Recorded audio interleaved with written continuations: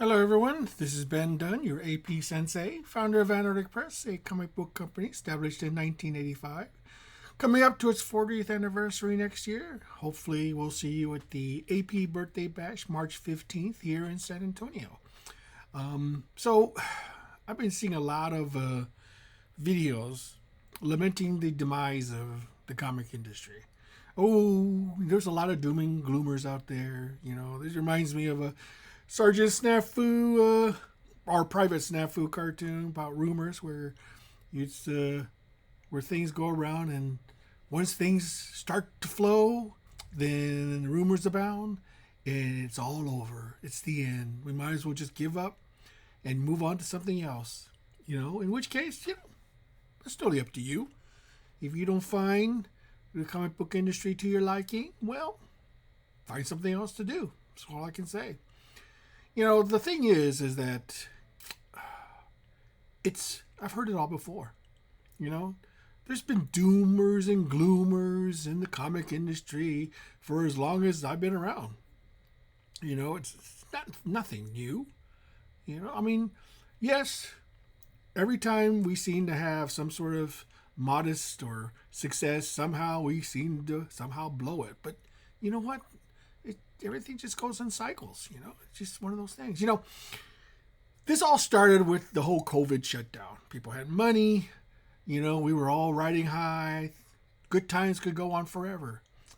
And that's just not the case. The thing is, you can benefit from short-term success. There's no question about it. It's whether you're in for a long haul. If you want to make some good money, just,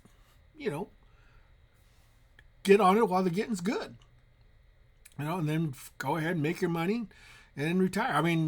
Honestly, I'm befuddled by people who make large amounts of money on some sort of comic project and continue to do that, to pump money back into, what is perceived to be a dying industry. Why would anyone want to do that?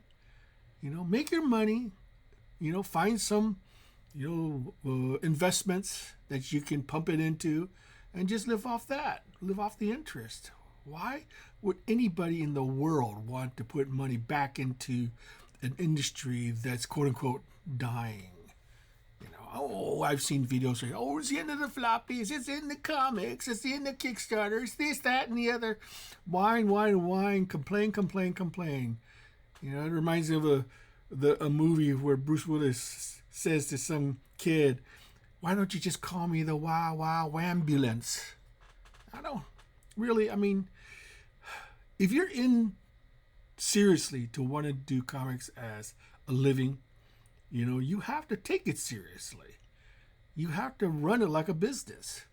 You have to decide what needs to go and what needs to stay. Don't pursue ideas that will continue to lose money. There's going to be a point where you're going to realize, hey, this comic I'm working on, it ain't bringing in the bucks. Maybe it's time to make a sea change. If it always befuddles me that there are creators out there, who continue to want to invest in an idea that just isn't taking off. Maybe you firmly believe in it that someday it's going to be discovered as the great, big, huge next, some great American comic, but chances are it's highly unlikely. I'm just being honest with you. Anarchic Press has been around for 40 years, nearly 40 years. In fact, and the reason that we've been around this long is A, we manage our money carefully, which is the most important thing. And B, we put out product.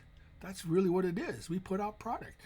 And sometimes the product hits and sometimes it doesn't. But the important thing is you keep product coming out because what do you need? What's the main thing for the sustainability of any company? It's cash flow. Okay, the only reason to put out more comics is to maintain that cash flow. Now, if you're lucky and you come up upon a book or a comic that somehow stands the test of time, and can continue to sell decades afterwards, and that's great. But I can count on these fingers how many comics are in that category. Out of the thousands and thousands and thousands of comics being produced annually, I'm talking about annually, how many of them actually are going to last? The one book that you create is going to last. I know that the comics I create are temporary. I know that. I'm not, I will be honest with you, I'm not a brilliant man. Okay? People are going to say, oh, Ben, that's obvious, isn't it? I don't care. Whatever you think about me personally, it doesn't matter to me, because I have a vision of my own that I'm trying to fulfill. And the only way I'm going to fulfill it is if I keep doing it. I don't understand. I actually do understand. Other creators, they love to pile on other creators. That's just the nature of the business. If you don't have a thick skin to take that, then you don't need to be in this business. It's not for you. Get out while you can. Find something sustainable. Get a real job. Make comics your hobby. Do it because it's fun, not to make it your sole line of income. That has to be probably the hardest thing that, a creator has to come to grips with, is that maybe the stuff I'm doing isn't resonating with people, isn't selling. Maybe it's time for me to move on to something else. Either find another job that will pay a sustainable living wage, or find an idea that people are willing to pay money for. It may take a while. And there are several creators that I know of who are only known for one thing, and that's their big thing. They don't do anything else. As long as they feel like they can make money off that one thing, they will continue to do it. But, there's a danger of oversaturation. If you put out too much of one thing, people get tired of it. They get sick of it. You want to make it sort of special. I created Ninja High School in 1987. And I've been writing the book ever since then, because first of all, I love doing the book, and it sells just enough for me to keep it going. I have just enough of a readership to keep it going. And I'm lucky, because I established Anarchy Press in '85, and the company is doing well enough that we're still putting out comics. Granted, we're suffering like everybody else, but we have the advantage of being quick on our feet. We're like a nimble little speedboat, running rings around these huge, ocean liners. I can guarantee you that we are not going to hit an iceberg. But I will be honest with you, the market is changing. It's changing in a profound way that I think a lot of people are not realizing. One of the things that befuddles me is all this hate, for AI. What's going on here? If you say, oh, it's stealing, okay, yeah, maybe it is, yeah, let's face it, it is stealing. There's no question about it. But what are you going to do about it? What can you do to stop it? You can say, oh, I'm not going to buy it. Well, fine, you're not going to buy it. That's up to you. But I tell you what, there's going to be a million more people who don't give a fat rat's ass whether it was made by AI or not. As long as they're being entertained and they can buy for a fraction of a cost of a creator-owned thing, and that's really the only reason for them to support it. And it's coming. It's here. It's part of the technology. You may hate me for it, or you may not support me for it. But, and I personally do not condone it. But I'm also a realist, and I know that it's here to stay. Whenever there's a change in technology, it's something as profound as AI is. I remember when CGI first came out. When the first computer generated graphics were coming out back in the late 80s, you know, people thought it was strange and unusual, you know, and they didn't see much promise in that because it was the technology wasn't there. But now look at it now. You know, AI is it's in its infancy. Okay, think about that. It's taking little baby steps, and look what it's accomplished so far. You know, when people say this is the future, it is the future. There's no stopping it. You know, you may hate it. That's fine. That's your personal preference. You know, you may deny it's there, but it's there, and it's real. The problem with AI is that it gives you results, and it gets cheap. Okay, and as long as those combinations are there, you know, it also gives people who don't have any, you know, artistic talent to be able to produce things simply based on their own imaginations. You know how liberating that is to the common everyday person? You know, be able to create things from whole cloth without really not much effort than their own imagination. Can you imagine what that would do to someone who wanted to create something just for their own personal use, for their own personal pleasure, not to share with anybody else, but just for their own use? You know, can you imagine how that's going to change things? It just befuddles me how many people just won't accept what's coming. It's a huge freight train coming down the tracks, and you may hear its rumblings, but sooner or later it's going to come crashing in. You know, and you have to be ready for it, because otherwise you're going to get run over. You're either going to get on the train or you're going to get in front of it. Simple as that. So right now I can see that things are, you know, moving in a general direction, and it is going down. There's no question about it. But you know what? I think this is a shakeout.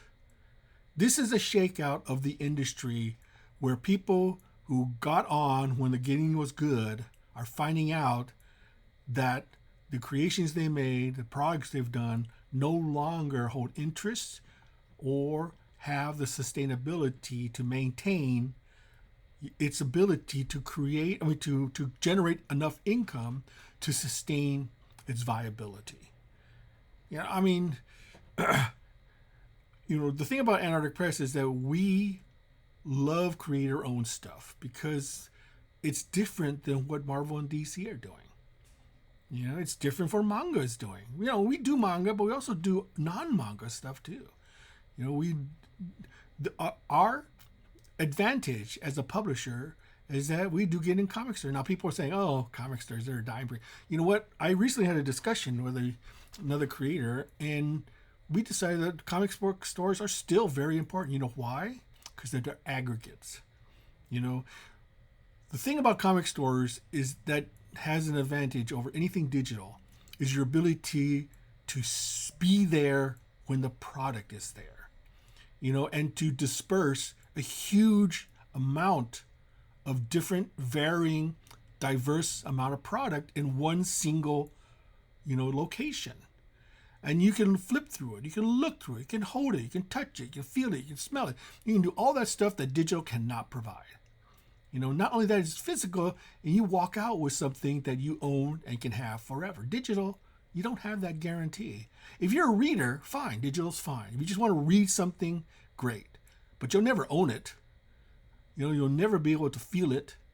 You know, and while maybe the vast majority of people just want to read something, that's fine. You know, but sooner or later, they're going to realize just how much money they're spending on vapor. You know, I mean, I'm not against digital online reading. In fact, I encourage it because it's, to me, it doesn't have to be one or the other. It can be both. You know, it can be, why destroy a potential revenue stream? It makes no sense. You know, we should try everything in our power to create as many revenue streams for comics as we possibly can. You know, if you can take advantage of it, take advantage of it. You know, why destroy one for the other? You know, I know that, for AP to survive, we have to do things that are different. We have to find as many revenue streams as we can. We can have to find every single penny we can under the cushion, cushion couches, because that's the only way to remain in business. And I to my fellow creators who are out there contemplating how badly things are because their last Kickstarter didn't do as well, or their books are not selling as well. You have to decide, what can I do to save my company, my product? Do I need to spend a little less? Instead of spending $1,000 for a cover, maybe I should find an artist who is just as good for $500, or $200 or $100. As long as the product is good, and people say, oh, well, this guy, he'll guarantee, this sells. Yeah, right, sure. Maybe on a certain particular IP, but maybe not on yours.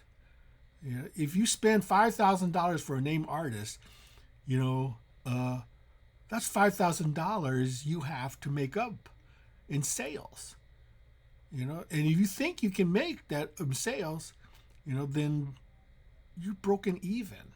That doesn't take into account things like printing and shipping and other costs. These are all costs that, I love, big name artists, really I do. But I also feel, unless I can afford them, I don't bother with them. To me, there's so many good and talented artists who are just wanting to get a chance to be discovered. That is, to me, the most important thing.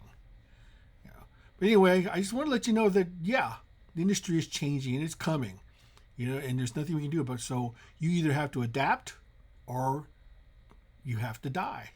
Simple as that. So until next time, this has been Dunn signing off.